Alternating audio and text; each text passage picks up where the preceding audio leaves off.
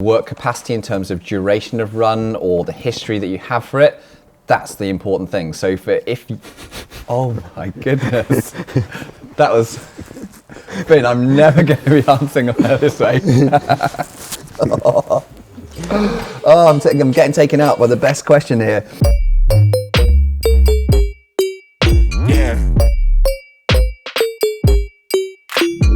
Welcome back to another episode of Ask Lattice. Myself, Tom and Finn are going to try and answer all of your questions today, if you stay still. And what we're going to do is talk about how to manage fatigue in training. He's a star, he knows how to be on camera. Go on then. Can I sit in the middle? Oh, Finn. So, going through fatigue, we've got 5 different questions. And so we get started?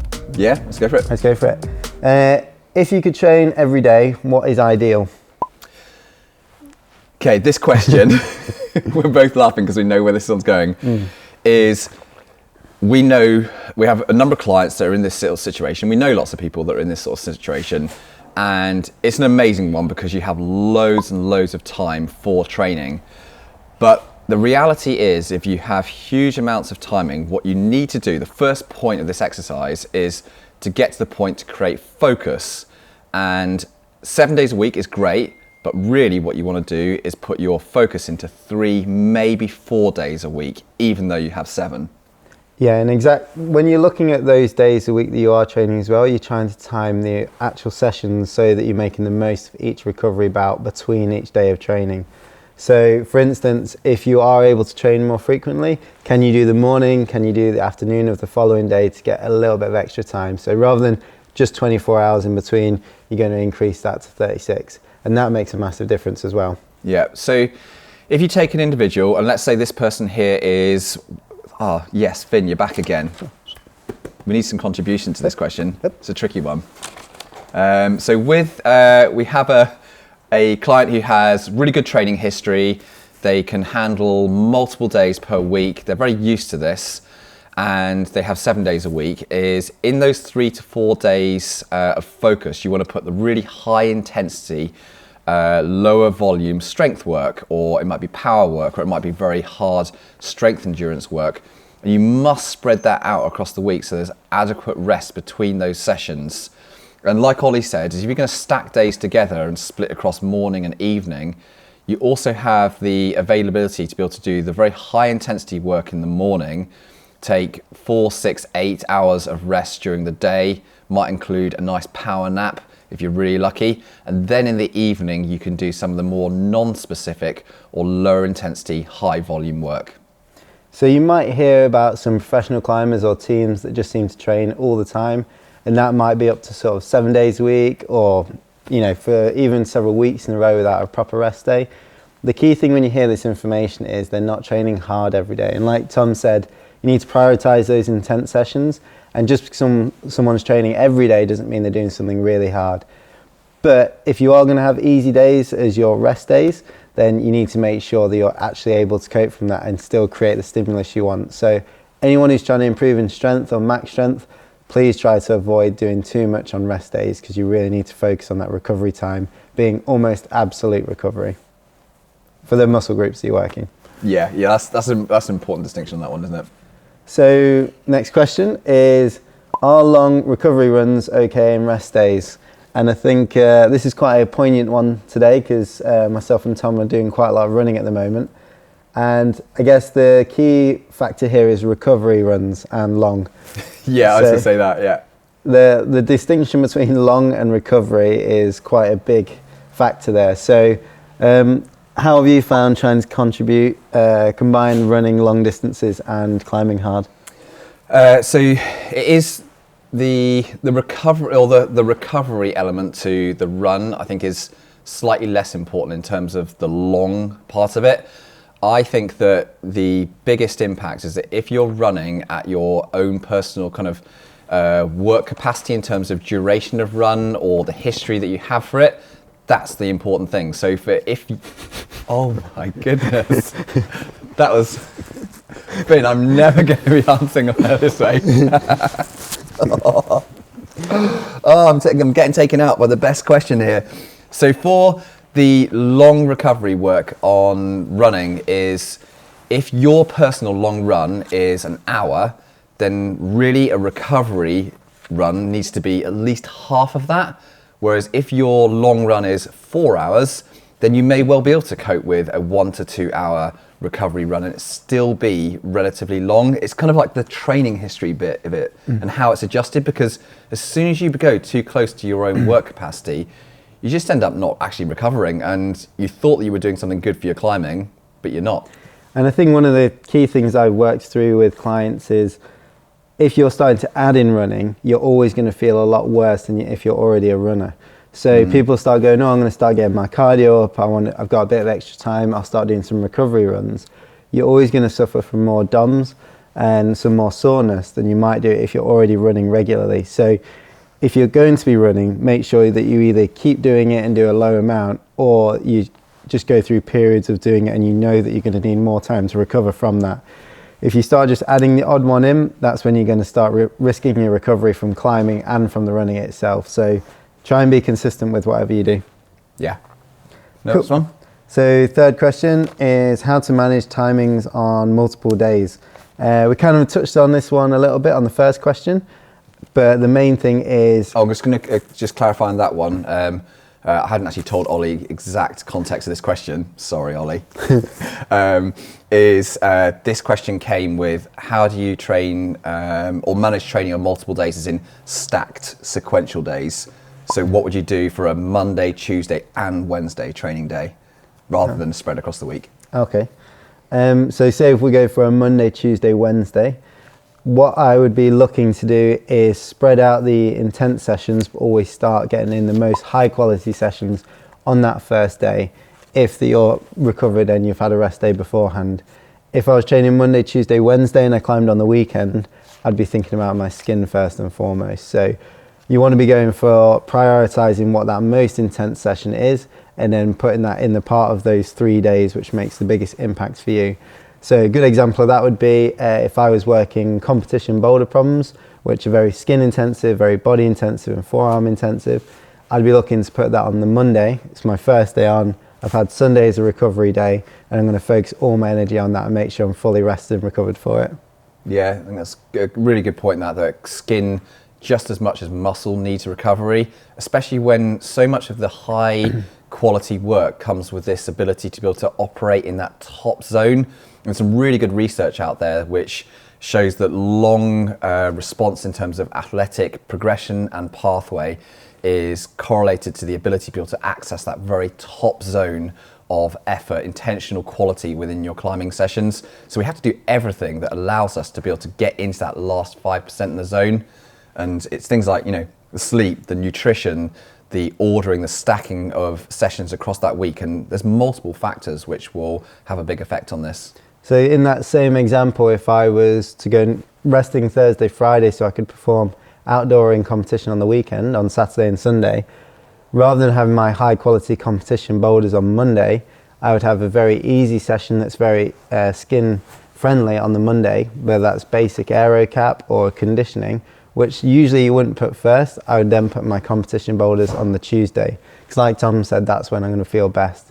So once I've got out my best session, most prioritized session, I'd be looking at spreading out the rest of the intense sessions. So if I was doing competition boulders on one day of this 3-day set and then I needed to have a board session, I wouldn't be doing that in the same session whatsoever, because one of them is going to be compromised quite significantly. So I need that board session to be either on the next day or ideally on the 3rd day and have an easier middle day. Yeah.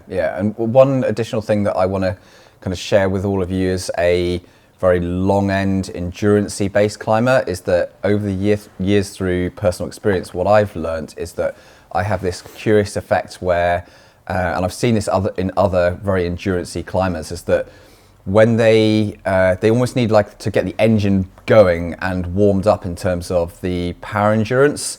And so what they'll do is if they want to have a very hard power endurance session on the Tuesday, they actually have to front run it with an endurance session on the Monday just to kind of get them going. And you will look at it on its own and go, that's quite fatiguing. But then they get around to the Tuesday and they feel absolutely amazing. And for me, I'm surprised by this year after year. It keeps on happening that it works really well that I stack an endurance session as a warm-up on the day before, which is quite hard, and then have an absolutely amazing power endurance session on the day after. But I am a particular type of climber, so if you're similar to that, then it may be well worth looking at. Okay, so to keep things nice and simple, I'll give you a couple of examples what I would do, and I would train Tuesday, Wednesday, Thursday. Tuesday would be focused on strength work in particular, and I'd be having a bouldering focus on a board, and then I'd be doing some very easy interval area cap, maybe a half session, followed by basic conditioning. The middle day, which would be a Wednesday for me, would be more focused on area cap, a little bit more intense, but it's still not too high intensity. And then I do much harder conditioning on full body, so saving the forearms and skin. And then on the last day, so the Thursday for me, I'd be looking at doing more intense anaerobic capacity training, followed by some, once again, really easy area cap. I'm not very fit, so I have to have it 3 days in a row. And then I'll do a little bit of conditioning and particularly mobility work. That gives me Monday, Friday to rest, and then on the weekend, I can go out trying climbing, and hopefully my skin will be all recovered. Next question. Next Number question. 4, aren't we on now? Yeah. How long ahead of a performance days do you need to stop and rest? So this is particularly looking at tapering. This is quite an interesting one to find because even though there's a lot of research out there in terms of different sports, I personally find that the actual age of the climber as well as the type of climber makes a big impact here. And that's something I've learned over the years. So first of all, if we go for a junior climber, my personal opinion is the taper needs to be much shorter. I found that too long a taper for junior athletes does significantly affect their performance during competition or when they're performing outside. So in terms of before a performance, the recommendations I would tend to have is that you're training almost normally up until about 2 weeks before you go to perform. And then as you get towards that last week, you want to be doing about 50% of that volume or normal volume, making sure skin's feeling good.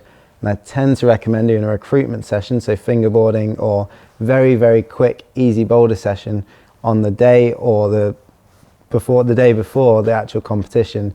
So your skin's great, you're feeling recruited, you've done a lot of movement, but you're still pretty much climbing all the way up until the competition.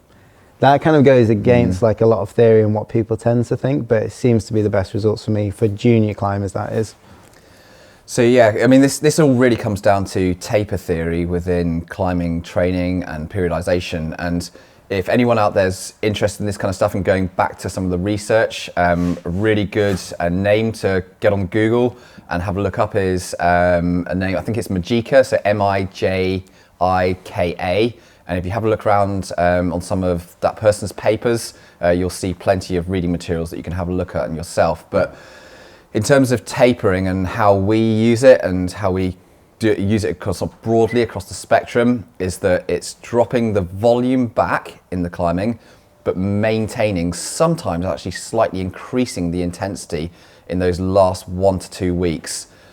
And the kind of the big caveat on this is that tapering for each climber is so individualized, and still after all these years of training and working with individual athletes, I can't predict perfectly what a taper cycle is going to look like an athlete in the first maybe even 3 to 6 months. But once you've run a few cycles of it, you really start to understand an athlete, don't you? And then you know what the taper model looks like. And it's just a case of kind of repeating time and time again and using that same kind of theory, but it takes some time and adjustment to find the perfect taper. I'm working with a boulderer at the moment who's been working with me for a couple of years now, and I feel like he's the sort of person where we've gone through different tapering measures, methods, and now we've reached a point where we can really fine-tune that taper. So going away for a week's trip in font means that we can absolutely get everything perfect: skin, arms, recovery, mentality, all in line, ready to perform. But once I said that's taken several years, and like Tom says, you need to experiment to get there. An important thing here though is, once again, like we said, it is individual, but a lot of people panic about the amount of time off. So I did a paper whilst at university doing my strength conditioning course, which was based on powerlifters. And one of the things that surprised me looking at that is you can have up to 10 days cessation, so complete stop from all exercise, and you can still maintain or even increase your performance based on the training that you've done beforehand if you've trained up to those 10 days. So if you are feeling a bit run down, ill, you're panicking because you've got stuff to sort out before going away. A lot of us try to get loads of extra work done before we go on holiday, which isn't ideal obviously, but sometimes it happens. Don't panic too much about having days off. Your movement and your coordination might be dropped for the first day or two, so take it easy and build yourself up a little bit. But same thing again, your physicality and your performance, those adaptations you made in training aren't suddenly going to drop off. So don't panic too much. The only thing which does drop off a bit quicker is pure power. So speed of contraction with a lot of force. So if you want to do anything, do some really powerful movements, some pull-ups, some bouldering in that last week. And irregardless of your goals, whether it's endurance, power endurance or strength in your discipline, doing a little bit of power work will maintain all performances in that last sort of 1 to 2 weeks before you go away. Yeah, so it comes down to, in summary, is highly individualized, and you will need some kind of experimentation for this. So final question is best indicators of fatigue. So that's quite a good one actually, and I think we've been spending a lot of time here at Lattice trying to talk about this and work out how to get the most useful information from people that we work with to go across the board, because we've all got different sort of theories on what makes us feel fatigued, and realistically training is kind of like having a frog in boiling water where we're getting people used to more and more volume, more and more intensity, and sometimes it's quite easy for people to just think that that fatigue becomes normal when actually it's something that's built up over time, and they should really work out what those indicators are.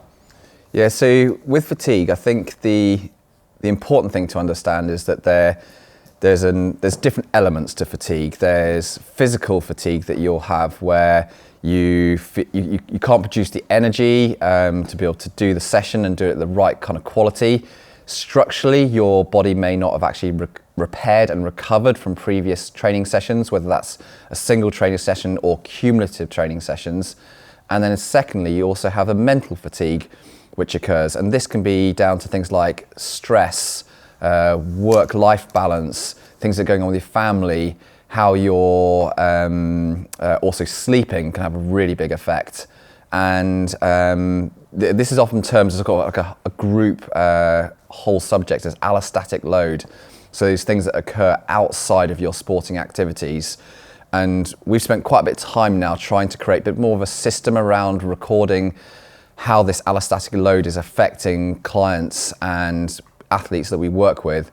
And there's a very definite response or poor response to very high allostatic loads. So if you've got a job, you're working shifts, you're stressed, you're sleeping poorly, then you're going to see 9 times out of 10 a reduced training adaptation. And it's a huge impact, and I think a lot of people are ignoring it and not always paying attention to it. So for us to understand sort of the indicators of whether this is happening or not, the best thing to do is to start recording different attributes, whether it's giving yourself a score out of 10 for your sleep, for your work stress, for your life stress, and everything that's involved which kind of adds up to this loading that's on you mentally and physically. Once you start to record this, you can start to record also how you feel and how you perform at different times throughout this period. So then you can actually find a baseline. What is normal for you? And then if you're tracking this and you've got a baseline, you'll be able to see when there's spikes and when there's drop-offs. And that's the easiest way that we've found to actually show whether your indicators of fatigue are going up or not. Because if you start just increasing this records and you get there over time, you can start to predict and change your training around it and really fine-tune what you need to do in the rest of your life or your training to maximize performance. There are things like heart rate variability, which you could do to record things in terms of the actual effects on your body. But what we found, and one of the guys here, Dave, who's an expert in that field, unless you're very, very strict on terms of how you record these sort of measurements like HRV, it can be a little bit of a red herring, and it also can create extra stress and extra things to think about, rather than just having a really simple system of taking out numbers and recording your load in different areas can become a really, really easy method to do. So if you're really geeky about it, create a little Excel spreadsheet. Just go at the end of the day, maybe give yourself 5 different scores of different attributes in life, score out of 10, how you feel. and then just watch those numbers change over time, and just make sure that if you're ever feeling particularly good or particularly bad, you take note of what's going on in the week leading into that and during that day itself, and hopefully that'll give you an indicator of how your fatigue is building and dropping throughout time so that you can perform better. One last kind of more sort of broad, generic measure that I've used for fatigue, or as an indicator of long-term cumulative fatigue with either myself or with people that I work with, is, and it maybe sounds a little bit weird, but levels of motivation that people have for training or for climbing. And I've seen this a number of times where people say that they feel pretty fresh, they say that they're sleeping well, they don't have high work stress, and their motivation levels are just gradually going down step by step by step. And I think this can be a really good indicator of just pushing it a bit too hard, too long, and you're carrying some level of both or either mental or physical fatigue in your training cycles. So just keep a bit of an eye on that motivation level that you have for either the climbing or training. It could be a clever little tracker, which is relatively simple to watch out for. So I might add in actually one more thing as well. Oh, yeah. I've just been reminded about this. In terms of looking at your nutrition during these periods of fatigue, is high levels of stress and training. If there's a lot going on and that's a mental stress, it can lead to two different things, whether that is that you're starting to lose weight, or it could be that you're starting to eat more and you're putting weight on. And it depends on your environment and your personality, which can lead to that. As climbers, we spend a lot of time focusing on trying to be lighter and have a good power to weight ratio. But what you're going to end up doing is, if you're feeling very, very stressed and your body's going to start down-regulating all those areas of keeping weight on, and you're already thinking about trying to be nice and light, just keep an eye on that and make sure that you're fueling your entire life, not just the training and not just the climbing. So you need to be making sure that you focus on all of your health and eating enough to cope with this higher level of fatigue and load. So there we have it. It's 5 questions from Ask Lattice from the community. Got to say a big thank you to all of you out there who pose these questions to us each time we do these. We love going through them. They always, areas of debate. We talk about this in the office amongst our coaching stuff all the time. They're topics that we love talking about. There's lots of nuances, and it's nice to be able to actually just chat about them openly with all of you, so you can kind of see our mindset and how we're going through these. And we'll do another set of these pretty soon, won't we? Yeah, maybe without Finn next time, but yeah. We'll keep asking questions, and hopefully you'll send some more in, and we'll be filming another one nice and soon. So make sure that you subscribe to the channel, and we'll be in touch again.